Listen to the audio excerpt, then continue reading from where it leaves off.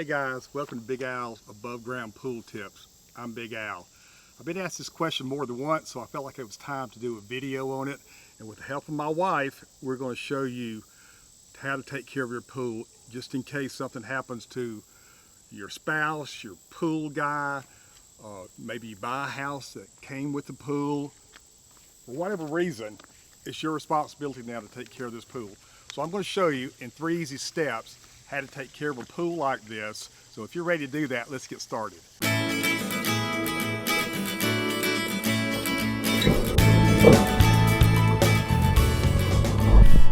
Okay, so step 1, this is going to be a daily thing here.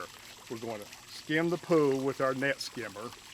We're going to check our skimmer basket, and we're going to talk about using a skimmer sock. If you have a skimmer sock, you need to check it every single day.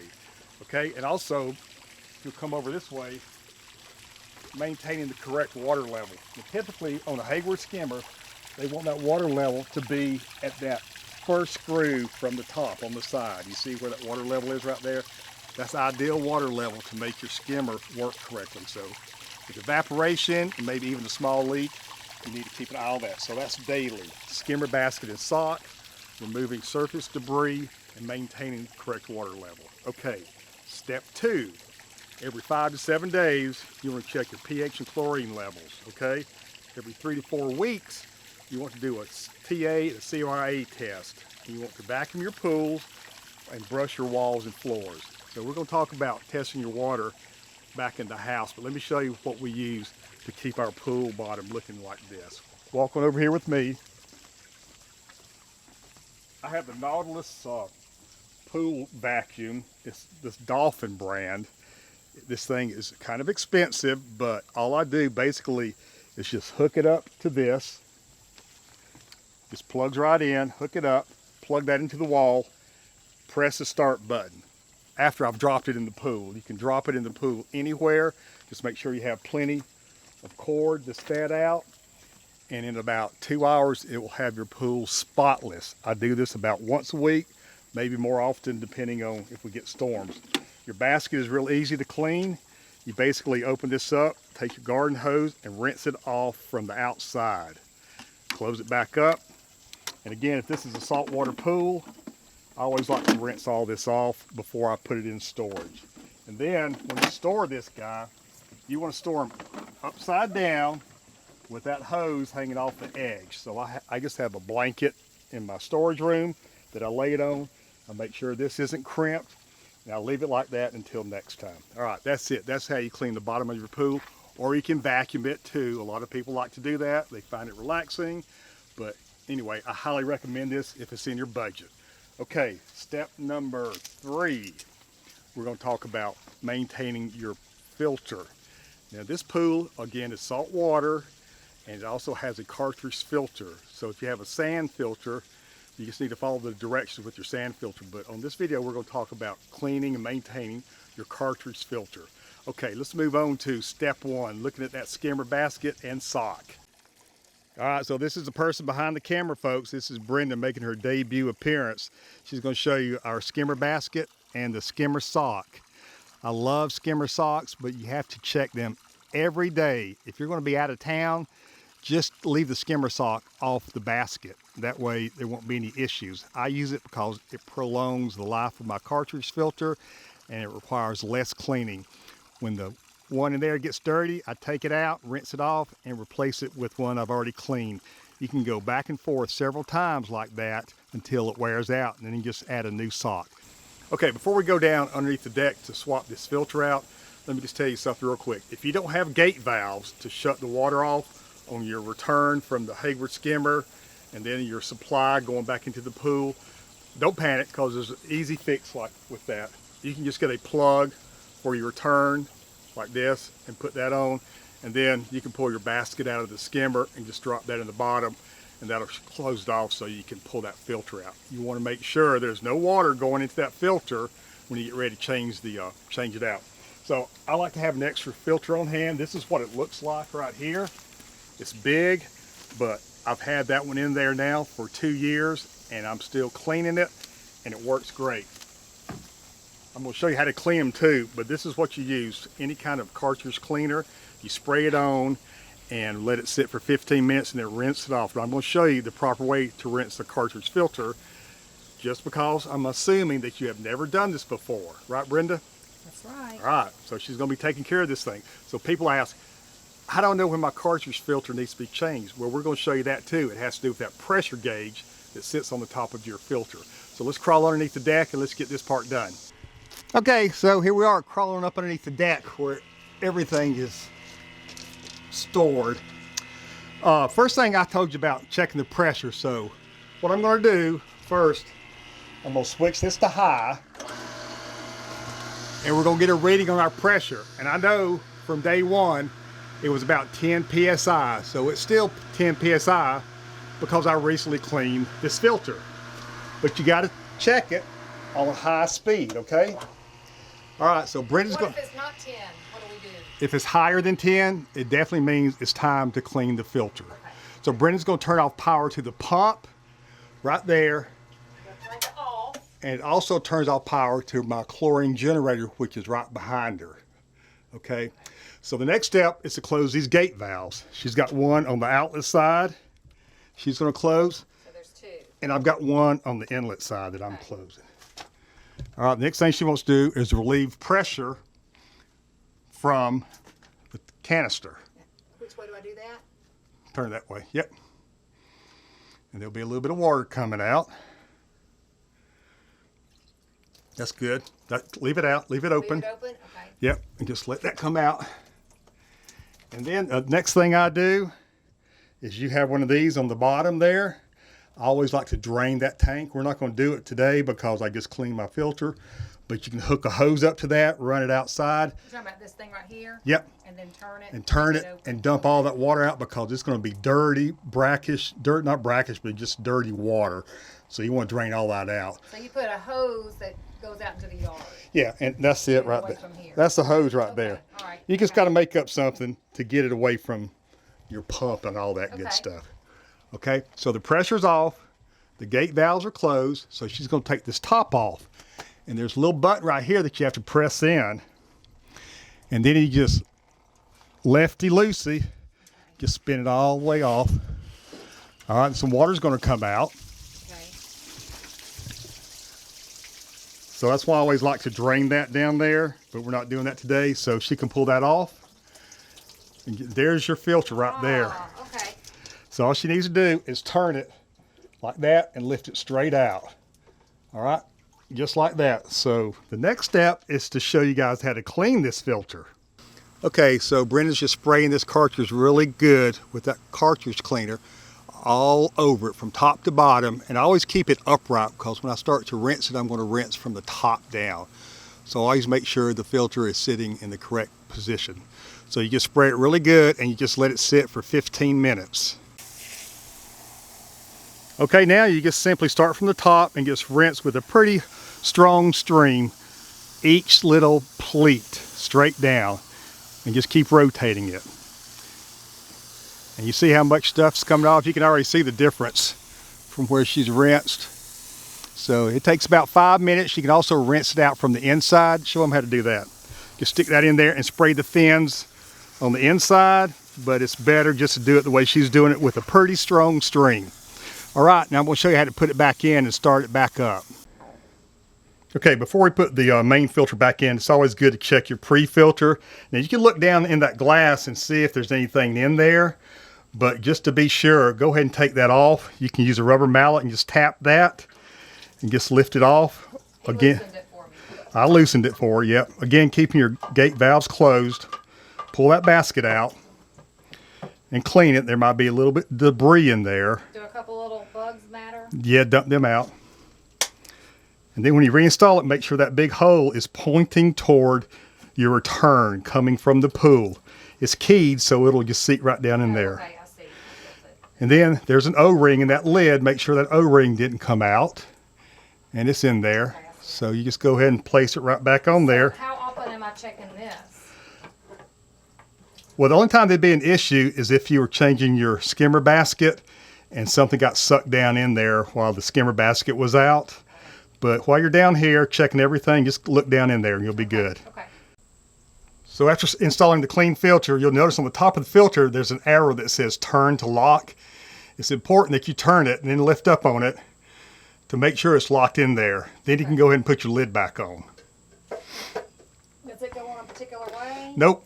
You just want that pressure gauge to face you so it's easy to read. Oh, I gotcha. Okay. And you just turn it till it clicks past that little stop right there, Okay. a little bit tighter. Okay, so when we open those gate valves and start filling it back up, you want to leave that valve open right there until you see water start coming out. Okay. And then that's it. You'll be good to go. I have a question. I know that we've used this filter for a couple of seasons. How do I know we have a new filter? When do I put that new filter in? How do I know that? Brenda's asking, how often do you need to change the filter with a brand new one? And the answer to that is, one, once you clean it and your pressure is still high on your gauge, Okay. that's one indication. And two, if your filter is torn or damaged in any way, you need to replace it. That's why I always keep a backup filter. So that's a good question. Okay, we're going to tighten everything down, fill it back up, and just turn it on. All right, so we opened both gate valves, and we're just going to check for leaks. And I did go ahead and drain that water out of that tank because it was so dirty, so it's going to have to fill that back up. But you'll start seeing water come out. Tighten this? Not yet. As soon as water starts pouring out, Oh. now she can go ahead and tighten that down. All right. Because all that filled up. Yep, and go ahead and flip the pump back on. And we'll just make sure we don't have any leaks. Okay. It certainly looks intimidating, but it's not that hard. She says it looks intimidating, but it's really not that hard. So these gate valves come with this little safety clip to put on the handle. Make sure you put those back on the handle so it doesn't accidentally get pushed down while the pump's running, because that will destroy your pump instantly. Those water flow has to be flowing for that pump to be running. All right, now we're going to move indoors where it's cooler, and we're going to talk about pool chemistry. Okay, before we start testing our levels, I just want to show you where my chemicals are kept. We're in a dry building here outside the house. That's where I keep all my chemicals. Folks, these four things is all you need for a saltwater pool. Of course, if you have a freshwater pool, you just need chlorine, right? You need your sanitizer. So we got regular baking soda, and what that does is just raise your alkalinity. Alkalinity is a stabilizer for your pH. And then we've got the borax, which raises the pH. All right. And then we've got muriatic acid, which lowers your pH. Then we have your stabilizer, or what's called CYA, cyuritic acid, which allows your chlorine to do its job. The only thing missing here, again, is your sanitizer, and that would be your chlorine, or if you have some type of other system, you know, to do it. But anyway, I'm going to show you how all these play out, because we're going to use a program called Pool Math. It's going to make this job real easy. Okay guys, welcome to Pool Chemistry, down and dirty. This is going to be fast and short because there's a ton of videos out there about doing this. But before we get started, I want to talk to you quickly about saline pools and freshwater pools and the difference. Of course, I have a saline pool, and the reason I have that is I can maintain a consistent chlorine level all the time. With a freshwater pool, you may forget to add chlorine one day or check it, and you've got friends coming over, and all of a sudden you have no chlorine in the water. So you just dump a bunch of chlorine in there to get it up, and then by the end of the day, everybody's complaining of dry, itchy skin and burning eyes, and that's because that chlorine has shot way up. With a saltwater pool, you can keep consistent yet at an effective level. Okay, that's it. What I test, other people are different, but what I test only is free chlorine. There's three kinds of chlorine that some people will test for. There's free chlorine, there's combined chlorine, and there's total chlorine. Free chlorine is exactly what it says. It's the chlorine that's available in your water to kill bacteria. That's all I'm concerned about testing with, okay? All right, so let's talk about test kits real quick. I want you to get one of these and not this. The reason I don't like strips is because the colors will change after you take them out of the water. They can vary, and they're just, they're inconsistent. But if you get a Taylor's three-way test kit, then you can do your pH and your chlorine with that. Now, I've already done my chlorine. So basically, whether it's chlorine or pH, you fill it with pool water to that little line right there, and you put 5 drops. 1, 2, 3, 4, 5. 5 drops on the red side with red, 5 drops on the yellow side with yellow. You invert it one time and you read it, but do it indoors. And here's a Big Al tip. Get your piece of white paper, put it behind it, and there you can see the pH and the chlorine levels are both where they need to be, okay? I hope you can see that. Very simple to do.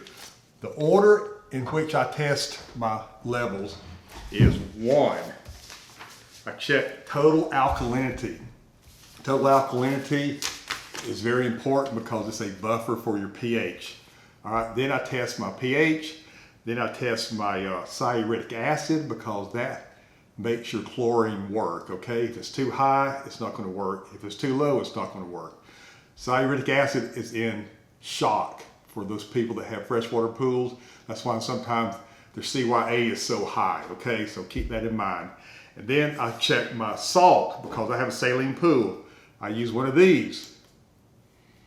I suggest if you have a saltwater pool, you might want to get one of these, although your generator will tell you when your salt is low, but I've got some pool water here and it should be right around 3,000. I like to keep it between 3,000 and 3,500, but it's just a nice little thing to have for your saltwater pool. Okay, to make all this work, there's an app you can get for your Android or your iPhone, and it's called Pool Math. And that's what it looks like. It's awesome. Those are the things that I test with Pool Math. I test free chlorine, total alkalinity, cyuritic acid, pH, and salt. And you see right there, calcium hardness. People say, why do you test calcium hardness? Well, I don't. I just couldn't get it off my screen. I don't test it because usually with calcium hardness, it's going to be more in your in-ground pools that have a lot of concrete around it, or there's something weird with your water.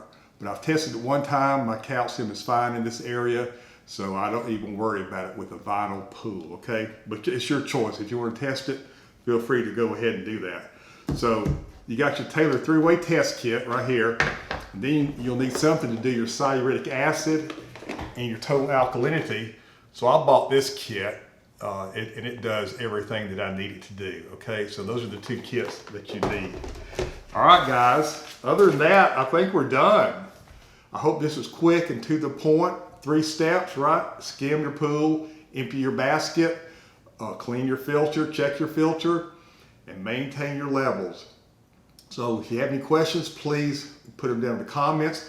I am going to put this down there so you can have like a little formula to do your testing with. And remember, this is for saltwater pools. You need to make the adjustments if you're doing a freshwater pool. But that's the order and that's your elements that you put in there, because Pool Math is going to tell you, based on the results that you plug in, it's going to tell you how much baking soda to add, how much muriatic acid to add, how much cyuritic acid to add. It tells you how much to put in there. That's why I love this program. Okay, guys, that's going to do it for right now. So have a great summer. This is Big Al saying see you next time.